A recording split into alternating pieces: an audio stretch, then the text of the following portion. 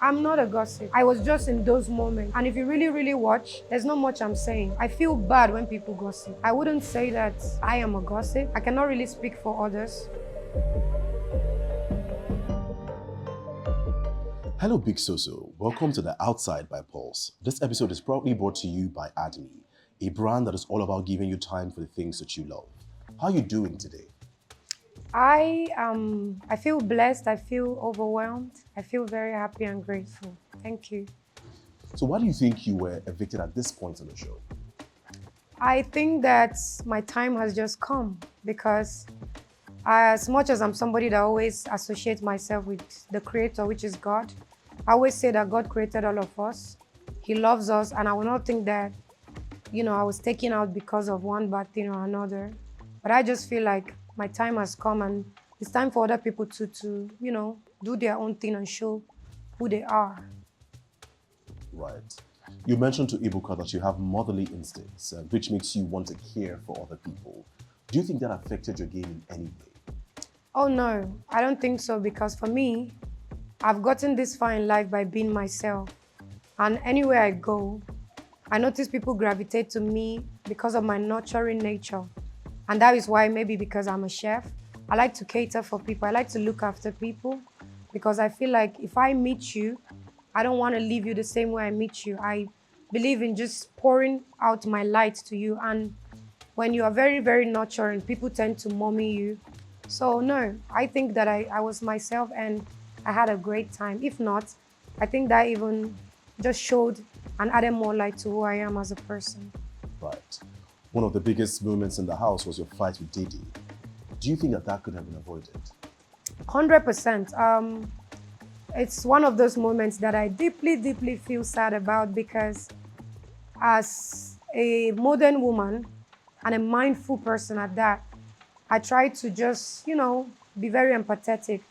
And I don't think I gave her enough grace. But it was just a case of, trying to have a very calm conversation. We had to express the things that I noticed, which really wasn't my business. Like I said to myself, I like to beat myself up when I do bad. And her reaction to it was what, kind of triggered that whole scenario. And honestly, when my head had cleared the next day, because this happened during an after party where I'm a lightweight and I took a little bit of alcohol and I wasn't thinking about my words, which is quite sad, and when that happened, I immediately realized that this is not fair, considering I had conversation with Jason later on with Cohen, and they told me that this girl is not, this type of person. And I felt deeply bad. I spoke to Mide that I want to apologize to Dede because the girl not get wahala. So why would I even put myself in that position? And I apologized to her. I believe she took it well because we started talking a bit before I left. So it's something I could have avoided, and I'm hoping that I get to work on that more. All right. You were close to Sultana and Doris, and a lot of the fans tagged you guys the gossip tree. What is your response to that? Well, first of all, when you're in a house like that, where you don't have access to certain things that would entertain you, and everybody is in a circle, I gravitated towards Sultana mostly because she's from where I come from, northern Nigeria. And when there's gist going on, I'm not a gossip.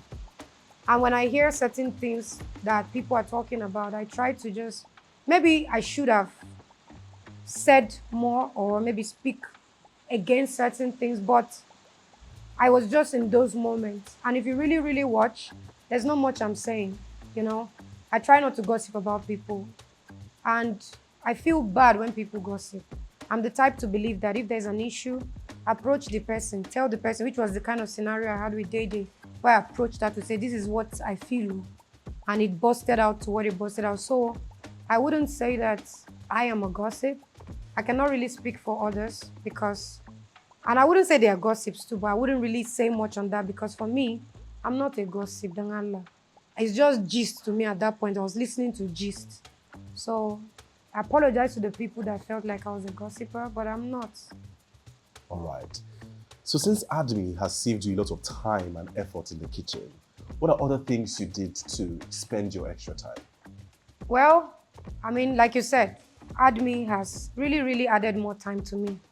to do other things. If most of you notice, I was mostly braiding everybody's hair. You know, I believe in beautifying people and making them happy. And even people that felt like I had issue with them, I still, after apologizing, we became cool. Like Tracy, for example, always making her hair. You know, I did my best to just help out where I can, washing the dishes.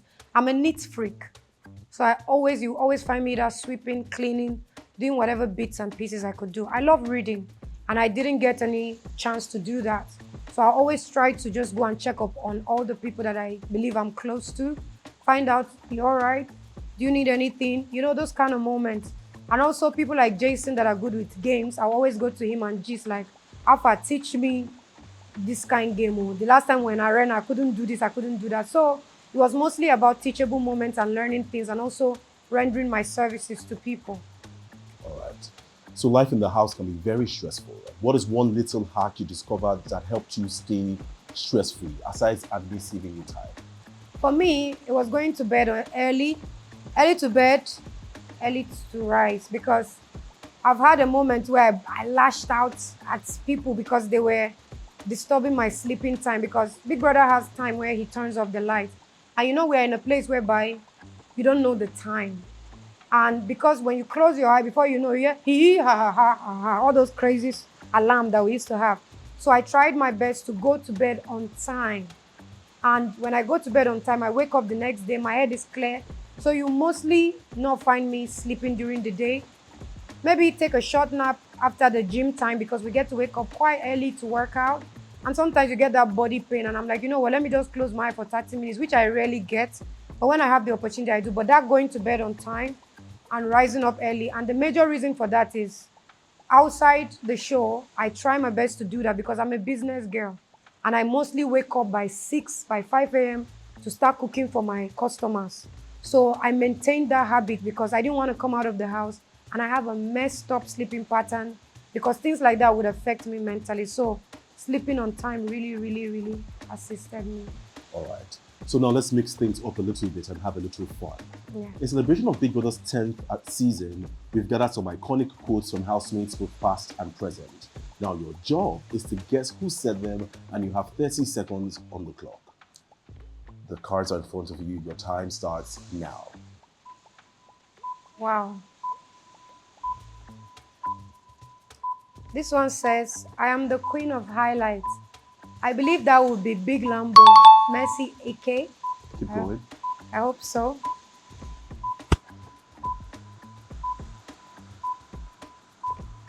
This one said, no leave, no transfer. I'm not sure because, like I said, I've not really watched the show. I just get clips on social media because in the UK, I didn't know that I could watch the show. So I would guess Tasha. Keep going. Okay.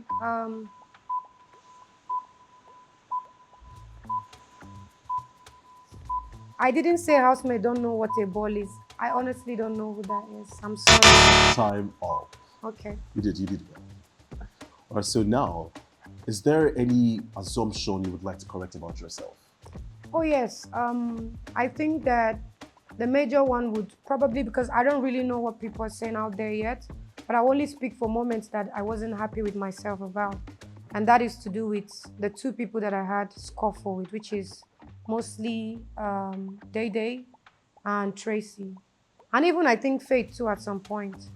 And you know, when you're angry, you sometimes don't know what you're saying. And anger is something that I never believed was a part of me, because I'm always a soft girl, I'm always calm. I'm never in a position to be angry. I've always been a peaceful person, and because of how calm I am, people come with that peaceful energy. But because we're on a show, I let my guard down, I went out of character, and I called them names that they are not. So I hope that people don't see them like that, because really they are not that person. And I take the blame for it, because really and truly I should have watched my tongue. And I really, really, really hope that, you know, the apology, I mean, like I said, me and them are speaking. We're in good terms now. So I'm hoping that they really genuinely know that I didn't mean it that way, because they also from the beginning have always given me great compliments. They say, oh, Soso, you're a sweetheart. You're a lovable person. And I let, you know, that angry moment make the best out of me. So I'm hoping that I never ever get to be that angry at anybody and say such messy stuff because it's not good. So apologies again to them. Love and light from my side. Big Soso, it's been fantastic having you on the Outside Show by Pulse. You've told us the things that you love. You've shown us your food game, and now it's time for you to go out there, live it up, and achieve all of your dreams. We are rooting for you. We wish you all the best. As a token of our appreciation, we're excited to present you with a special gift from Adam. Oh, wow. Me? Oh, wow. Thank you so much. Admi, thank you. Wow, thank you, guys. Cooking has just become better. Watch out for Chef Soso. Thank you, Admi. Thank you, Pulse. Thank you. I had a wonderful time. And I hope that you guys keep watching Pulse.